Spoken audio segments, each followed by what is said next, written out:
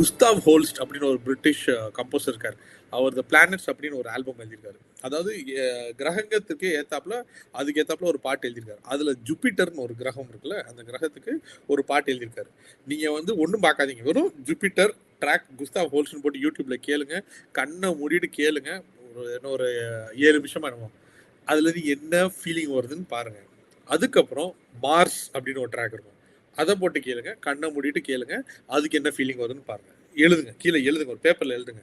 Mars கேட்டா என்ன feeling வருதுன்னு பாருங்க, ஜூபிட்டர் கேட்டா உங்க என்ன என்ன மாதிரி ஐடியாஸ் வருது, இமேஜினேஷன் எப்படி வருதுன்னு பாருங்க. நான் உங்களுக்கு சொல்ல போறது இல்லை, இப்ப ட்ரை பண்ணுங்க.